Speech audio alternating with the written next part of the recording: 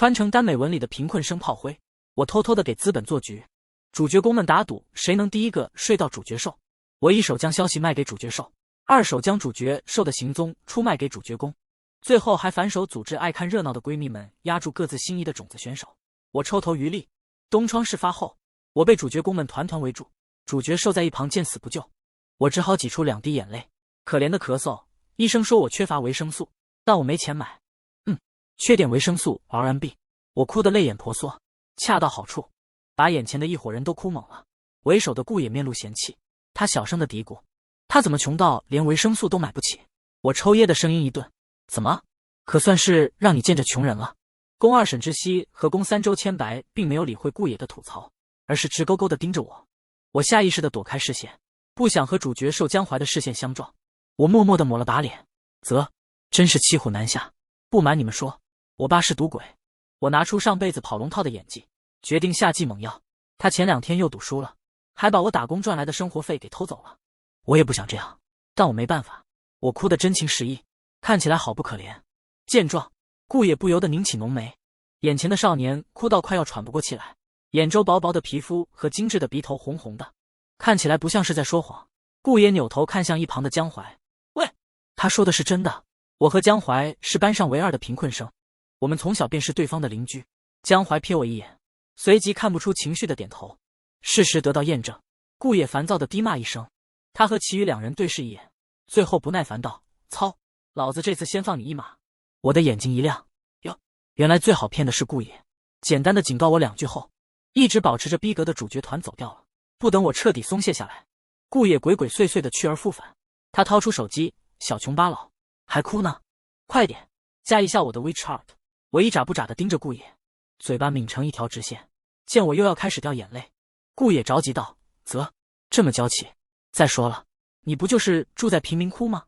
不是哥们，贫民窟咋了？贫民窟的小孩就没有自尊心吗？我不语，眼泪哗啦啦的流。顾野暴躁的抓了抓头发，不准哭了，不就是钱吗？我给你10万块，赶紧扫我的2维码。我瞬间不哭了。不到3秒钟，我眼巴巴的等着顾野通过验证，看着我水润的大眼睛。顾野气笑了，备注好自愿赠与后，他恶狠狠道：以后不准随便在陌生人面前哭，懂吗？ Sorry 啊，听不懂，但我还是装乖的点头。见状，顾野满意的勾起唇角。临走前，他突发恶疾般的咳嗽2声，走路还同手同脚，哭起来难看死了。你特么的说谁呢？我的哭戏可是入选过教科书的。真是没品的家伙。因为放学被主角团拦住找麻烦，我打工难得迟到了，为了补时长，我不得不多待一会儿。当我祈祷能赶上最后一趟末班车的时候，我被路边的周千白吓了一跳。我以为他来找我的麻烦，谁知他咬着烟，斜斜的靠在摩托上，不冷不热的抬眼，看什么看，拽什么拽。视线从抛锚的摩托上收回来，我毫不犹豫的抬腿，但没走掉。周千白拉着我的后衣领，他的笑容恶劣又放肆，这么干脆，真是看不惯你这副模样，不准走。他有病吧？我背对着周千白，无声的磨了磨后槽牙。车坏了就去找人修，我要回家。周千白轻啧一声，要是能找到，深更半夜的，我还会出现在这里。我被周千白对到沉默，半晌，我认命的扶开他的手。周千白的桃花眼一眯，去哪儿？我头也不回的拉长语调，五金店修车。当我找到最近的一家五金店时，老板还在熬夜打游戏。他见怪不怪的开门做生意。无他，附近的公路有很多飙车党，难免有时候出状况。等我带着修车的工具原路返回，周千白还在原地抽烟。真是太监不及皇上急。没错，我就是皇帝。我吭哧吭哧的撬开发动机的盖子。2小时后，摩托车发出成功启动的声音。周千白怀疑的目光彻底消失了。没想到你真会修车。呵呵，小爷上辈子身兼数职，技多不压身很正常。我直起腰，擦了擦额头的汗。不等我开口让周千白载我一程，他便咻的一声骑走了。刹那间，我气得破口大骂：我操，周千白，我日你大爷！周千白的大长腿慵懒地撑在地面，他似笑非笑，日我大爷！不儿，谁能想到周千白会去而复返？不等我开口否认，周千白仰天，故作忧伤。我不过是想测试一下摩托车的性能，结果被你恶意揣测我的动机。家人们，你们有被倒打一耙过吗？我努力维持着笑脸。抱歉，是我误会你了。周千白的视线扫过我的脸，笑起来真难看。你们一个个的找茬呢，哭起来难看，笑起来也难看。泥人也有3分脾气的。我捏紧拳头，正要发作，周千白拍了拍后座，上来。沉默2秒钟后，我识时务的爬上去。虽然周千白的性子很可恶，但深夜的公路也不是人能待的。我报复性的勒紧周千白的腰，随即他闷哼一声：“祝玉芝，别抱那么紧。”他分得清什么是抱什么是勒吗？待摩托车停在家门口，我迅速的跳下车，不想后衣领再次被拉住。转过头，周千白单手摘掉头盔：“喂，能不能借住一晚？”我和周千白僵持在门口。周少爷和家里吵架，闹离家出走，结果他的银行卡都被冻结了，现在连住酒店的钱也没有。难怪大晚上的在公路飙车呢。思绪回神，我清了清嗓子：“不是我不愿意，只是我家欢迎财神爷，不欢迎穷鬼。但我不能把话说的那么直白。江淮就住在我的隔壁，你不是喜欢他吗？要是被撞见怎么办？”周千白皱眉：“谁喜欢他了？要不是顾爷非要我们参加打赌，谁会关心一个贫困生的生活？”我好像被莫名的扎了一刀。就算是这样，我摊开一只手：“我帮你修车，你送我回家，我们两不相欠。你现在要借住我家，是不是该付点房租？买工具的钱周千白都没给我呢。”周千白后知后觉，他冷笑一声，嫌我现在没钱。我不语，但坚守门口的底线。周千白气笑了，他第一次在穷人面前被当成穷人。2万，明天打给你。我正犹豫着，隔壁忽然传来动静，我下意识地把周千白拉进来，并眼疾手快地关门。透过猫眼，是江淮出来扔垃圾。见江淮神色如常地准备关门，我正要松一口气，不想门被冷不丁的敲响。江淮清冷的声音透过门板：“祝玉芝，开门。”背后是一堵墙似的周千白。我用眼神疯狂示意让他躲进房间，谁曾想周千白不退反进，他凑上前，垂下眼盯着我的脸。寂静的玄关处，周千白用气音说道：“好啊，你先哭一次给我看。”不是，他真的有病吧？眼看江淮的询问声再次响起，为了避免影响主角攻受的感情线，我硬着头皮掉眼泪。掉到第3滴眼泪的时候，温热的舌头舔掉了苦涩的眼泪。刹那间，我的脑袋宕机了。做出这个举动的周千白好似也不能理解自己的行为，他的身体僵硬一瞬，随后转身朝房间走去。待周千白的身影彻底消失后，我胡乱地擦干净眼泪，打开门。江淮拿着一罐麻酱，他若有所思地盯着我。我装乖地笑笑：“有事吗？”江淮把手中的麻酱递给我：“我外婆寄来的，她让我分你一些。”我受宠若惊地接过颇有重量的罐子。其实我和江淮说不上熟，虽然我们自小就是彼此的邻居，但进入青春期后，江淮便变得孤僻和独来独往。倘若不是因为主角公们打赌这件事，我很难和他再有交集。不等我客套的寒暄2句，江淮冷不丁地问：“家里有客人？”我装傻充愣：“啊，什么客人？”破旧的楼道呼呼地刮着风，寒意一点点钻进骨缝。我不禁打了个喷嚏，揉了揉鼻尖后，我连忙转移话题：“那个，你会不会怪我出卖行踪的事情？”江淮听懂了，他垂下眼，盯着眼前少年带着诗意的眼尾，忍不住舔了舔侧边的牙。明明就在家里藏了人，还要扮出这副可怜的模样。呵，仗着自己哭起来好看，就能随便勾引人吗？江淮轻轻的摇头：“不是你的错。祝叔叔下次要是回来了，你可以来找我。”闻言，我感动地看着江淮。主角兽不愧是主角兽，不仅不计前嫌，还这么大度。对此，我不禁心虚地摸了摸鼻子。其实1个月前，我就接到警局的电话了。祝祖荣聚众赌博被抓，因为犯罪情节严重，最少要被关2年。只要在2年内存到足够的钱，我就可以远走高飞了。从此，我将开启理想的生活。发散的思绪忽然被打断，江淮略带冰凉的手指按在我的唇角：“笑什么？这么开心？”我一顿，连忙撤回一个傻笑。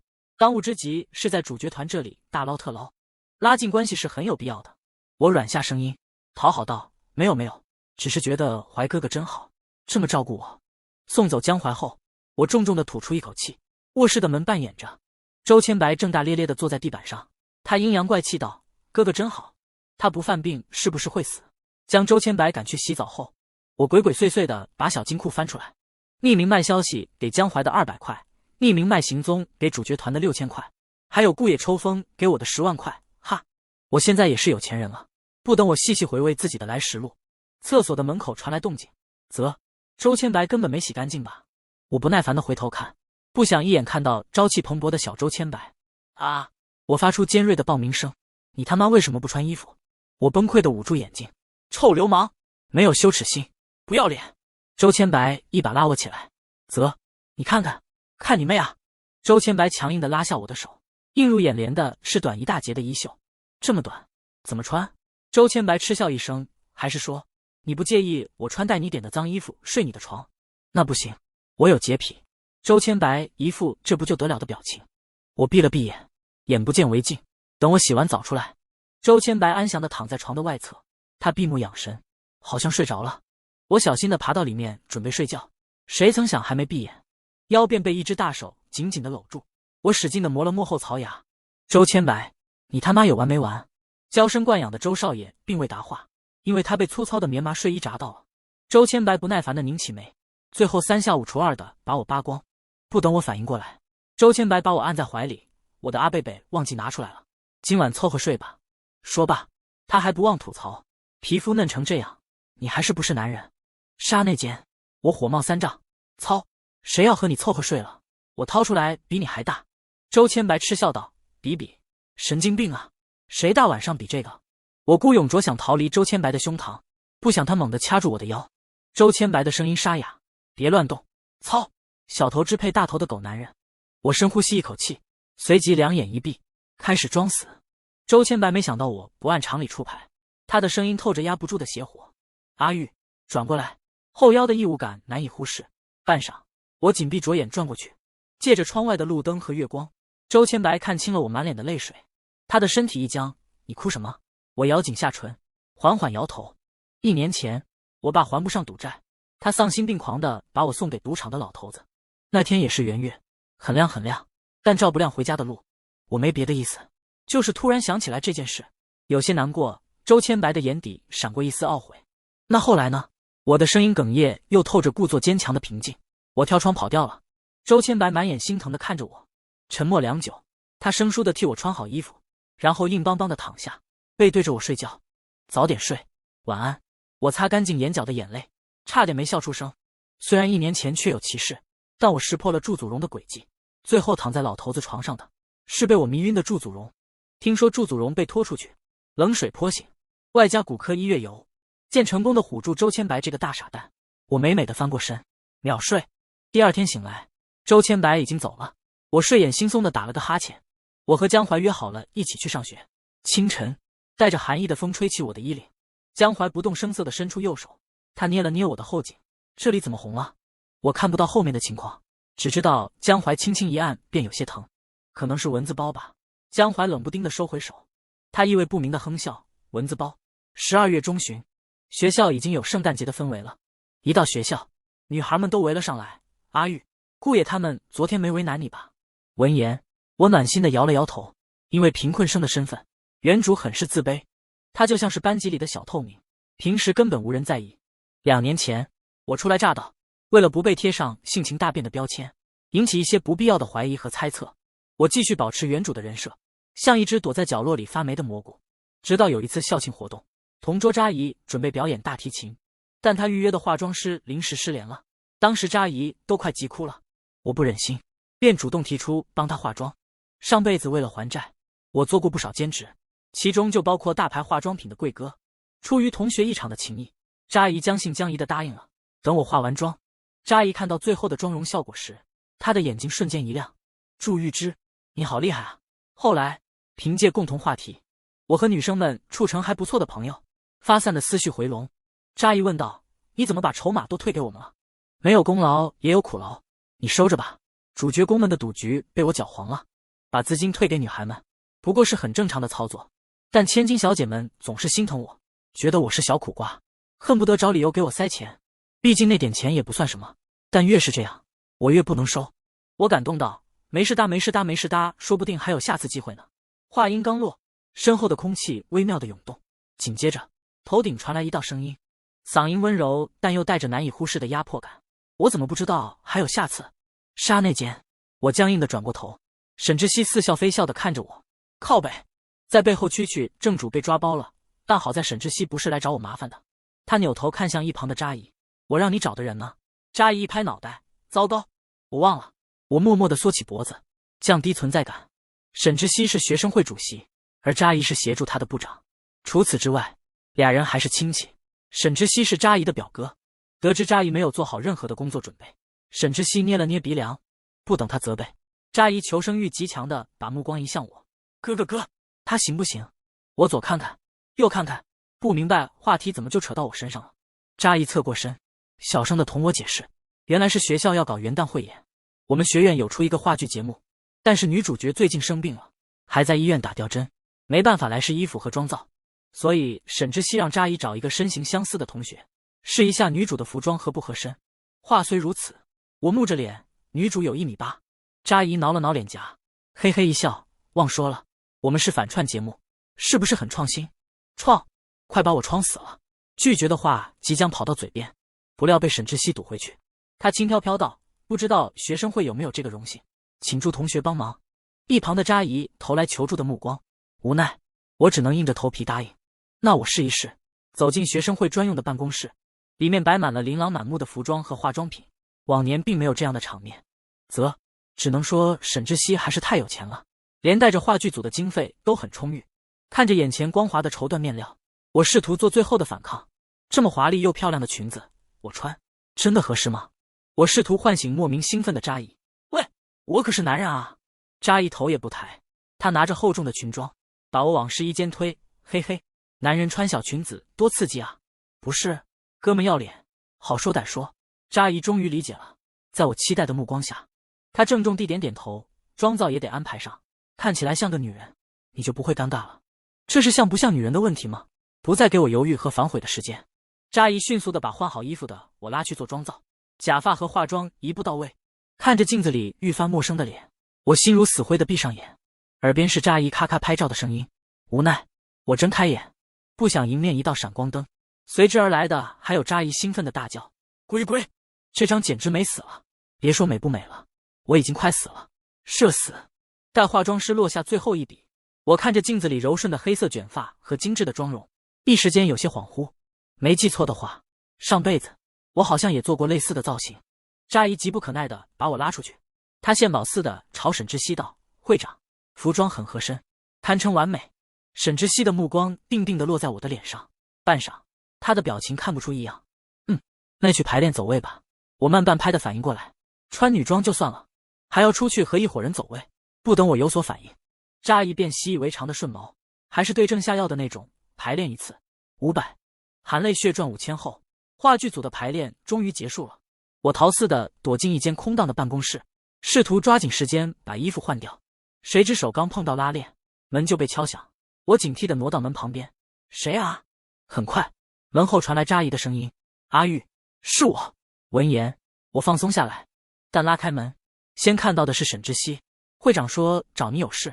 扎姨递给我一个爱莫能助的眼神，我先去忙了。看着扎姨溜之大吉的背影，我张了张嘴，没能说出一个字。可恶，不是说好要做最好的，不会背叛对方的朋友吗？我垂下眼，想从门缝里挤出去。沈之熙的形象一向是温柔的校园男神，但我隐隐能察觉到藏在暗处的危险。如果没猜错的话，沈之熙就是一个疯子。不等我抬脚，门被猛地关上，随之而来的是落锁的声音。我倏地抬眼，你要干什么？昨天不是说好不计较那件事吗？沈之熙轻笑一声，他挑了挑眉，我有说过吗？我的身体一僵，比起顾野来找麻烦，昨天的沈之熙更像是来看热闹的。虽然不知道沈之熙为什么会突然变卦，但也只能兵来将挡，水来土掩了。我抿了抿唇，你想怎样？沈之熙并未答话，他挑起一缕黑色的假发，放在鼻尖轻嗅，上面有你的味道。我狐疑地闻了闻，什么味儿？别跟我说是穷酸味儿。沈之熙勾起唇，他走上前，鼻尖抵在我的颈侧，很干净的皂香味道。电光火石间，我的脑海闪过相关的片段。沈之熙幼年时，其生母被绑架撕票，遗物只有一块带着皂香的手帕。原著里沈之熙就是因为江淮总是带着清新好闻的皂香，从而关注他。等等，这不是主角攻受的戏份吗？再说了，区皂香，贫民窟一抓一个准好吗？察觉到温热的鼻息打在我的锁骨处，我下意识地推开沈之熙，说话就说话，能别靠这么近吗？沈之熙宽厚的胸膛没被推动，他抬起黑沉沉的眼，不能。静悄悄的办公室，沈之熙掐住我的脸，目光是不再掩饰的迷恋。宝宝，你好美，尤其是昨天哭起来的时候。说罢，我的双手被制住，面对沈之熙不容反抗的力道，我不禁头皮发麻。这是正常人该有的力气吗？随着身后的拉链被缓缓拉下，宽松的衣领也被拉下肩头。忽然，沈之熙的动作一顿，他温柔又阴恻恻道：“哪来的草莓音？不是，叽里咕噜的说什么呢？”我正要大喊大叫，倏地，胸前传来一阵剧痛，刹那间，我浑身的鸡皮疙瘩都起来了。操！沈之熙，你他妈住嘴！老子不是你妈！话音未落，我的身体猛地一颤，我的手指颤抖着，揪着沈之熙的头发，但沈之熙丝毫不受影响，甚至把脸贴得更近。办公室里有一面全身镜，泪眼朦胧里，我戴着逼真的假发，坐在办公桌上，而沈之熙强硬地挤进我的双腿，沉静地埋头。我们仿佛就是一段真实的背德关系。在我快要破罐子破摔的时候，办公室的门被敲响了，门后传来熟悉又清冷的声音：“有人在里面吗？”是江淮。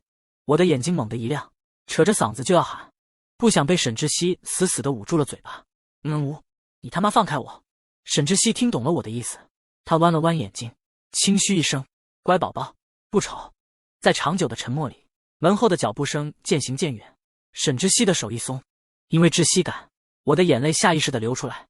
沈之熙的眸光一沉，他的指尖轻轻地按在我的眼皮上。不知为何，我隐隐约约有一种他要把我的眼睛抠出来的错觉。为了不让眼睛泡在福尔马林里面，我猛地推开沈之熙，并狠狠地甩过去一巴掌。喜欢妈妈是吧？那妈妈的教导喜不喜欢？说话！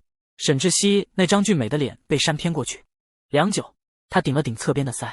等我反应过来，沈之熙的笑声很是愉悦，而那双看似深情的眼睛盛满我看不懂的情绪。不管那么多了，强忍着胸前的刺痛感，我威胁道：“沈同学，如果不想你的癖好被传出去，请赔我精神损失费，我可不能白白被做。”闻言，沈之熙的视线落在某处。祝同学想要多少？我一边盘算着该如何可持续性的捞钱，一边谨慎的报价：5000，刚好能和排练费凑整，一天净赚1万块。根本想都不敢想。沈之熙笑了，他笑得眉眼弯弯：“给你50万，下次还有机会吗？”昏暗的卧室里，我生无可恋地躺在床上。逃回家的第一瞬间，我便脱掉衣服对着镜子照，第一眼差点崩溃。无他，原装红豆变树莓，换谁都会吓傻吧。幸好我执意只要5000，不该拿的我绝对1分钱都不会多拿。沈之熙，他妈的，下辈子再见吧！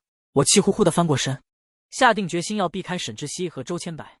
于是往后的一段时间，我偷偷摸摸地去上课，一下课便拔腿就跑，谁也逮不住我。但不到2天，我就被卖得彻底。沈之熙不知从哪儿搞到了我的地址，卖人者终将被卖之。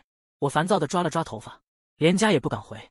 忽然脑海闪过一个念头，最危险的地方就是最安全的地方。很快，我鬼鬼祟祟地敲响江淮的家门，还不忘找借口装可怜。我家的灯泡和水龙头坏了，快递要过几天才到，能收留我几天吗？我保证，我会很听话的。江淮定定地看我几秒钟，他侧过身：“进来吧。”呜，还是主角兽最好了。我将永远拥护江淮。许是知道江淮的身份，和他待在一起，我特别有安全感。哪怕是躺在同一张床上，深夜刚碰到枕头，我便没心没肺地睡着了。寒冷的冬夜，江淮的身体暖烘烘的，无边梦境里，我下意识地靠近热源，直到衣服钻进一丝凉意。我隐约察觉到不对劲，却始终睁不开眼。半梦半醒间，我好像听到有人在骂我：“蠢货，骗我说没人在家，结果自己连脖子被人砍了都不知道，明明被压在休息室，却连出声都做不到，让我怎么救你？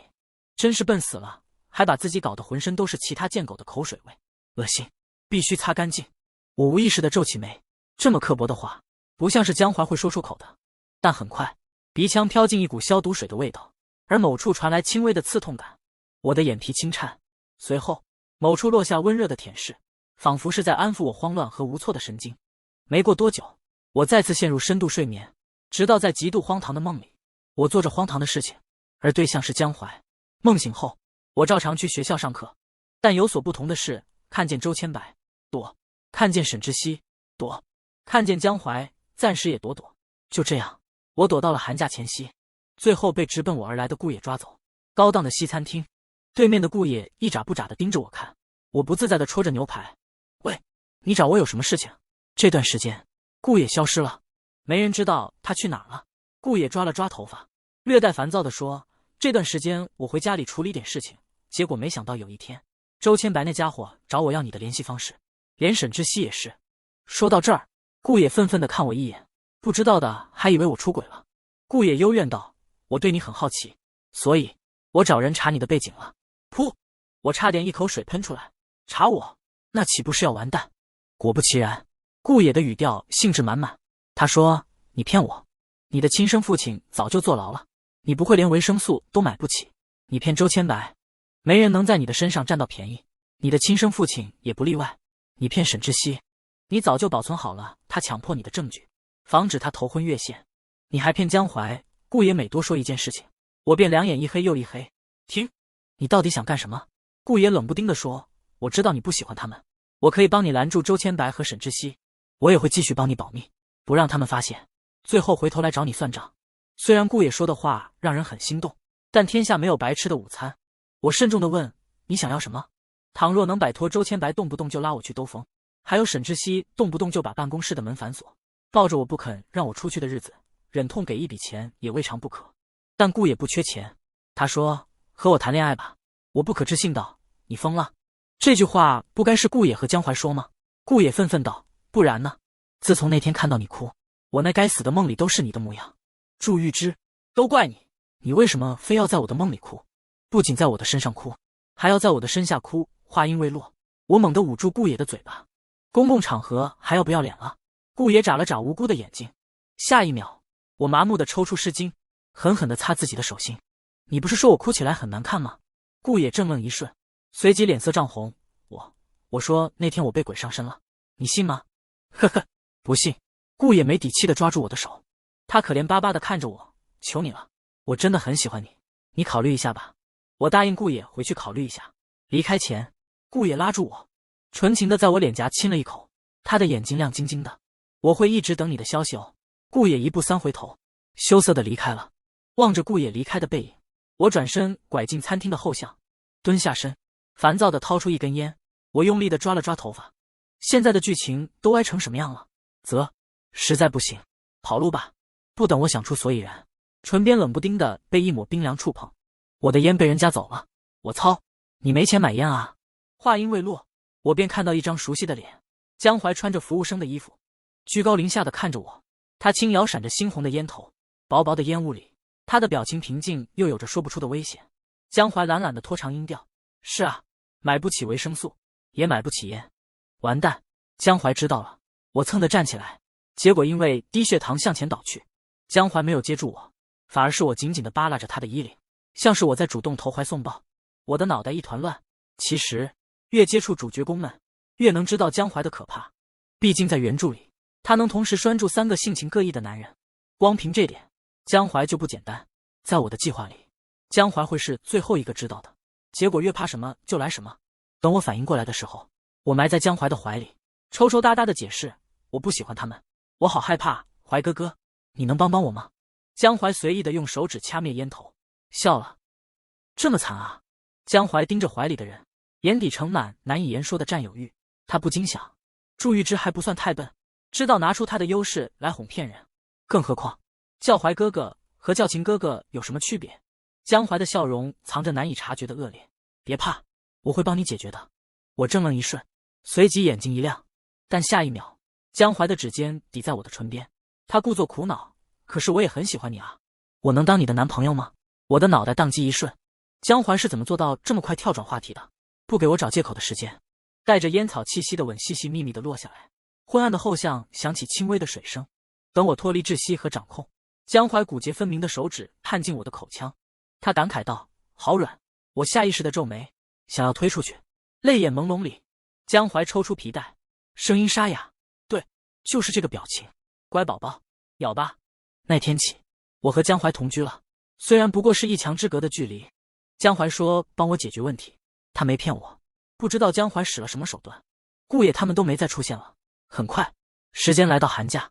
抛开外界的因素，江淮对我很好，但问题是我抛不开。江淮太穷了，哪怕他尽可能的拿出能力范围内最好的东西给我，但我还是没有安全感。因为上辈子我穷怕了，上一世我是无父无母的孤儿。因为容貌姣好，我被好心的星探推荐去演戏，但好景不长，在某一次反串的话剧表演里，我被一个身居高位的男人盯上，他故意搞砸我的合同，让我背上巨额债务。于是，我被迫开启1天3份兼职，并全年无休的生活。事实证明，我做什么都能做得很好。可是，每当我的工作稍有起色时，负责人就会面露难色地辞退我。对不起，我们也没办法，大家都是打工人，我能理解。我只能不停地更换工作，但债务就像是一个无底洞，不论我还多少钱进去，还款堪堪和利息等额。我怒气冲冲地想去找男人理论，结果在路边被意外撞死。除夕的前几天，我趁江淮出去买菜，我拿上身份证和手机就跑了。临走前，我故意留下一张充满恶意的纸条，只求江淮看到后能彻底死心。我不会和穷人在一起的，江淮，如果你有自知之明，就别再来找我了，因为我也不喜欢你。不多时，坐上通往临市的高铁，我全身心都放松下来。但事实证明，人不能放松过头了，因为刚出火车站，我的手机就被偷走了。忘记年关是小偷冲业绩的时候了。我揣着仅剩的身份证，漫无目的的在街头闲逛，看着天空细细飘落的雪花，我不禁停在原地。此情此景，同上一世刚得知自己背上巨额债务的时候有点相似。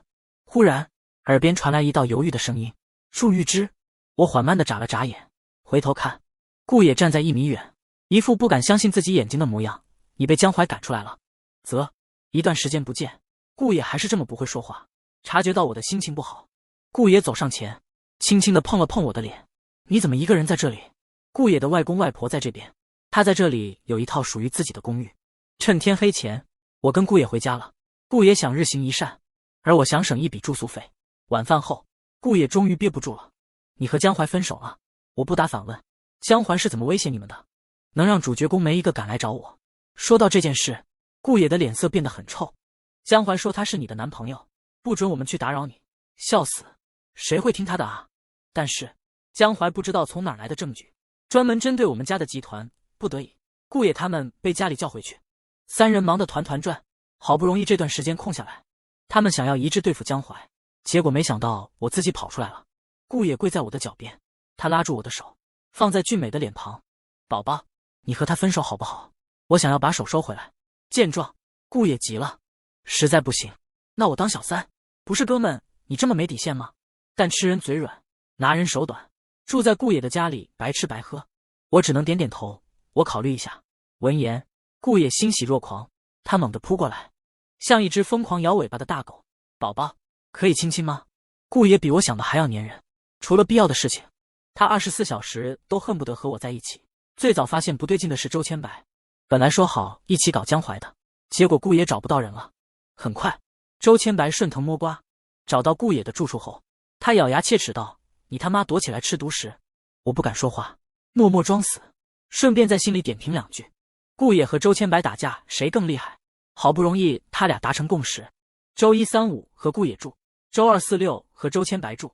第二天，沈之熙就杀过来了，他皮笑肉不笑，大有一种拉着所有人一起死的风感。当我看着他们对峙，深谙此处不宜久留的时候，江淮出现了。他简简单单的一句话，就让3个男人开始发疯。正宫不死，你们永远都是小三。甩掉顾野他们后，江淮拉着我从豪车上下来，望着眼前奢华的别墅，我不敢说话，直到江淮做完晚饭，把香喷喷的佳肴端上桌，我才小声地问：你卖了？卖肾还是卖什么？又是豪车又是豪宅的。原著里并未提及江淮有钱的身份。江淮气笑了，他拿筷子敲了敲碗，吃饭。我只好埋头吃饭。吃完饭后，江淮开始坦白，原来他是流落在外的真少爷，认祖归宗后自然有钱了。我一脸不解，既然如此，江淮之前为什么不肯回去，非要留在贫民窟，又是打工又是吃苦？仿佛看穿了我心中所想，江淮淡淡的把往事道来。数十年前，江父不肯联姻，同江母私奔后，他被江家断掉经济来源，事业屡次碰壁，生活又是柴米油盐。江淮6岁生日那年，江父抛妻弃子，回江家享受荣华富贵了，而遭受背叛的江母一病不起，短短2年便离开人世。江淮记仇，在江父接手集团，想要把江淮认回去的时候，江淮拒绝了。一个不敢猜想的念头浮现，是为了我吗？因为我说不会和穷人在一起。江淮瞥我一眼，不光是这个原因，与其看着逼死母亲的凶手逍遥快活，不如把他的一切都抢过来。我眼巴巴地问：那你生气吗？气我招呼不打就跑掉？江淮说：没什么好生气的。我满眼感动地看着江淮，单纯的我又信了。深夜，江淮又把我惹哭了，仗着没开灯，江淮执意不肯拉上窗帘，但凭借良好的视力，泪光里我依稀看到对面的居民楼亮着3盏灯，并且隐隐冒着红点。身后的江淮弯腰附在我的耳边：宝宝，被他们围观是不是很兴奋？我两眼一黑，大骂变态。刹那间，江淮的语调都变了。在打桩机的辛勤工作下，我死死地攥着窗帘，指尖泛白。不知过了多久，我承受不住地晕过去了。彻底昏迷前，江淮轻轻地擦拭我额头的薄汗，他说：宝宝别怕，玻璃是单向的，我怎么忍心你被他们看呢？后来江淮去洗澡了，半梦半醒间，我被手机的震动吵醒，3个联系人发来99条消息。这么晚，楼下的灯怎么还开着？哈哈，没有别的意思，不要熬夜。宝宝，你也删他了吗？转账2万，自愿赠与，明天我接你去兜风好不好？宝宝，我还能和你一起睡觉吗？我闭了闭眼，随后群发一条消息：别问我，去问江淮。完了，我把手机关机扔在一旁，望着洁白的天花板，我不禁头大。这本操蛋的耽美文到底什么时候能完结啊？番外顾野视角，最近圈子里刮起一阵妖风，他们打赌谁能第一个睡到目标对象。笑死，这么无聊，谁会玩？我玩了，因为他们说顾少不会这么老土吧？呵呵，我承认激将法对我有用。我拉上发小周千白和沈志熙一起玩，但赌局被一个贫困生搞砸了，他竟然敢3头赚钱，操，比资本家还黑心。我决定给他点教训。但是怎么没人和我说过，男人哭起来也能这么美丽吗？加到朱玉芝的联系方式后，我决定更改目标，但家里突发状况，我爹被对家撞失忆了，我不得不回去扛起重担。摆平一切后，我意外地发现了朱玉芝的秘密。我是一个好人，我不会动不动就威胁人，但朱玉芝除外。江淮这条贱狗仗着自己背靠江家，就开始给我们疯狂地添堵。没关系，我会让他知道，世上没有撬不开的墙角，只有没掌握好方法的小三。沈志熙视角，我参加了一个很无聊的赌局，顾野去找人麻烦的那天，我正好有空，能去凑凑热闹。幸好我那天有空。朱玉芝闻起来像妈妈的味道。妈妈7岁后，我便再也没感受过那股安心的味道和温暖的怀抱了。我克制不住的想抱紧朱玉芝，朱玉芝竟然敢扇我，我一点也不生气，因为软绵绵的比羞辱意味更提前到来的是爽。扎姨很有眼力劲儿，她不仅把照片发给我，还会见缝插针的制造各种机会，让我和朱玉芝独处。表哥，我真的很喜欢朱玉芝，你能让她当我嫂子吗？我盯着手机屏幕的壁纸，笑了。当然，我没想到江淮藏得这么深，早知如此，我就该提前把朱玉芝藏起来，藏到没有人能找到的地方。我的壁纸被他们发现了，他们吵着要我分享，啧，聒噪，真是2个没出息的家伙。把朱玉芝弄到手，想拍多少张不都可以吗？呵，朱玉芝迟早是我的。